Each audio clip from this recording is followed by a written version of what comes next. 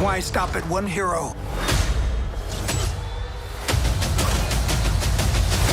When we can show you all of them. Heroes are forged in darkness, defined by sacrifice. There is still hope for the multiverse. Here we go. We do not back down from a fight. Aye, aye, Commander. Now or never.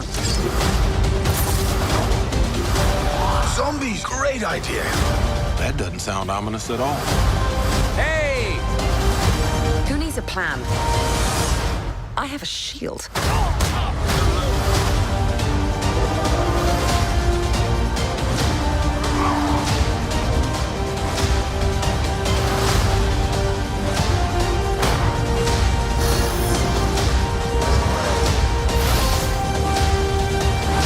What happened to you? You will see.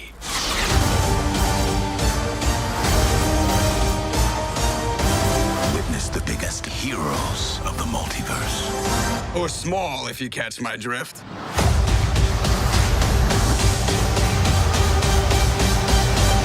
What if? You know what they say when you're out of luck. Always go duck. I'm pretty sure no one says that.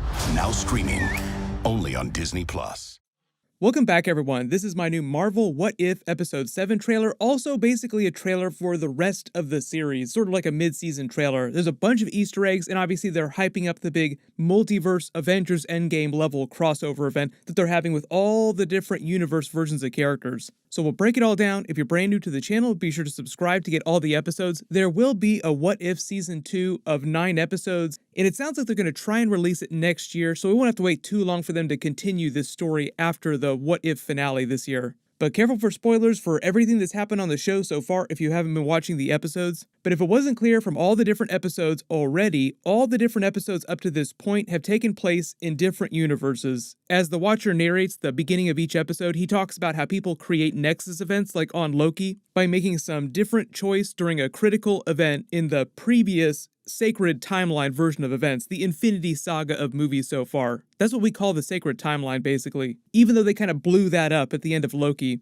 But when the characters do that, they create a branched timeline that eventually, over time, turns into a fully alternate reality. During the Loki series, they call that moving past red line. When a branched timeline moved past red line, the TVA technology that Kang created was no longer powerful enough to erase the Nexus event, and the new branch matured into a fully alternate reality. Now, obviously, the reason for controlling all this on Loki was a little bit different. The He Who Remains version of Kang created the sacred timeline, which was basically his original timeline, to prevent all the other Kang variants from the multiverse from destroying all of reality.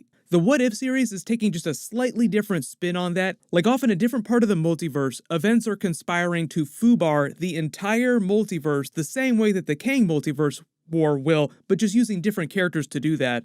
And if it wasn't clear, the Marvel producers, the What If people, Kevin Feige clarified that the What If series is canon to the MCU, although you should think of it as the Marvel Cinematic Multiverse now. You can make the joke that everything is now canon through the multiverse, technically. I'll also be talking about this when we get into Venom Let There Be Carnage videos as well, talking about Tom Holland Spider-Man crossover, post-credit scenes, all that stuff. But during the What If intro graphic of the shattering prisms, that's meant to be a different representation of the Loki effect of creating branch timelines.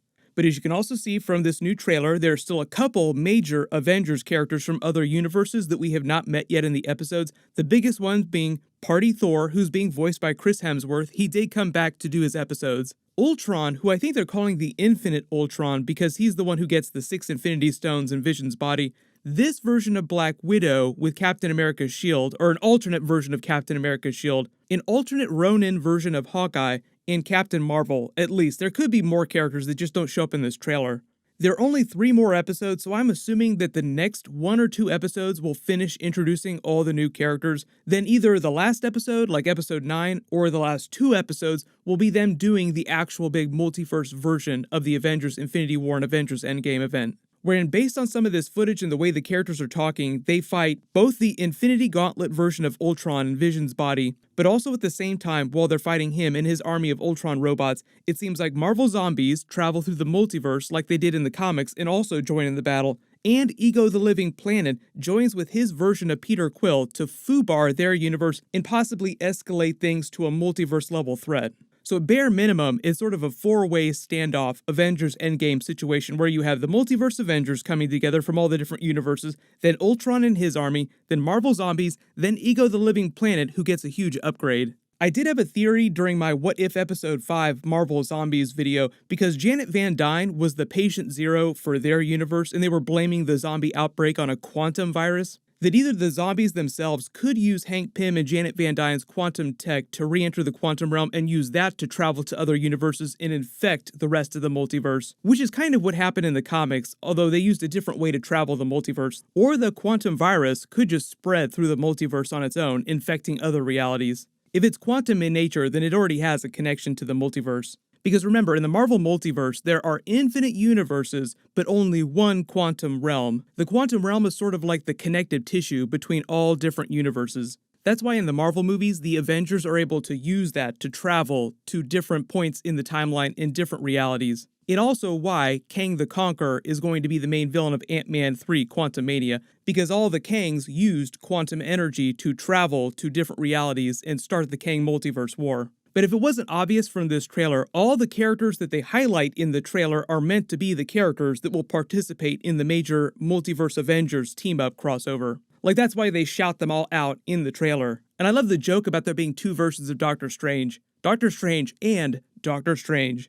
But as you can see, pretty much all the major characters from each of the episodes are coming back, and for instance, they're continuing at least some of the stories in the different universes. For instance, you see Captain Carter, she's wearing the Winter Soldier stealth version of her costume, like Captain America's stealth costume from the Winter Soldier movie. Just this past week in What If Episode 6, Killmonger's able to take the throne of Wakanda and become the next Black Panther. A lot of you were like, okay, his plan to use Wakanda to conquer the world seems like it's going to happen in this reality. Why didn't they show us that happening? Because that would be pretty cool to see. Well, here's the thing with Captain Carter getting the new costume and some of the other characters that seem like they've had minor changes. If you remember some of the earlier trailers, you can actually see scenes of Pepper Potts, Shuri, and the Dora Milaje fighting together in Wakanda against Killmonger Black Panther. So clearly they intend on paying off the setup at the end of episode 6 and some of these other episodes. Like we see footage of Ego the Living Planet after the end of episode 2 where he came to get Peter Quill at the Dairy Queen, but you didn't see what happened right after that. The Watcher just implies that things are going to end really badly for this universe. But here you can see him in the moments after that scene merging with his Peter Quill, using their combined celestial energy to complete his plan of terraforming their universe. But here's the thing, there's only 3 episodes left, so I'm wondering if they're going to continue all these different universe storylines in a single combined episode. Like they'll use one episode to tell you what happened after the end of all the different episodes. Maybe like the end of episode 7 they'll start, or episode 8, just them showing you what happens next in all the different universes. Then while they're wrapping that up, something else happens to explain how they foobar all of reality and start crossing over all the different Avengers characters from the episodes, paying off the big Guardians of the Multiverse in the finale. One of my few minor complaints about the What If episodes so far is that I think they played it way too safe with the story twists in some of the episodes. Like they could have gone way crazier. Really good example is the Dark Doctor Strange episode. It was fantastic. And I feel like they didn't actually lean into the Marvel of it all quite enough. Like they didn't serialize the story enough with proper post-credit scenes to help hype up the multiverse crossover from the start, the way you would expect them to do with post-credit scenes in Marvel movies. Like we should have seen at least a couple post-credit scenes by now, making it clear that the multiverse crossover was going to happen. The only way you'd have known about that would be if you watched all the trailers with a fine-tooth comb, like zoom and enhance on all the different frames, or if you watch my videos. Hopefully they'll use this to retune the episodes for season 2, just make it like a little bit clearer and get a little bit crazier. Also, if you didn't know, they are doing Loki season 2. I've already done a couple videos about that. Some of the Marvel Disney Plus series will get season 2s. And what's going to happen after the What If finale, if it wasn't clear, is that the Hawkeye series will be like the next big Marvel Disney Plus series, but that's not starting till the end of November. I've already done a couple big Hawkeye trailer videos, so I'll link those at the end of this and down in the description. But the other big thing you probably realized about this giant What If multiverse crossover with all the Avengers characters is that it's a good test case for a live-action Avengers Secret Wars movie series. Because there's no way you could pay off a full Secret Wars storyline in a single Avengers movie. Even the Russos, when they were promoting Avengers Infinity War and Avengers Endgame, were like, you know, it would be really cool to do an Avengers Secret Wars movie series. We would have to do a couple movies for it, but it would be really cool. But if you spotted any other big Easter eggs in this trailer that I didn't talk about in the video, just write them below in the comments. My full What If Episode 7 video will post next week just like normal. I've got a brand new Venom Let There Be Carnage Spider-Man crossover video that I'm working on. That'll post tomorrow. Make sure you have alerts enabled so you don't miss anything. Everyone click here for my full Hawkeye trailer video and Daredevil Easter eggs. That's right, there's Daredevil stuff going on inside Hawkeye. And click here for my full What If Episode 6 video. Thank you so much for watching, everyone stay safe, and I'll see you in the next video.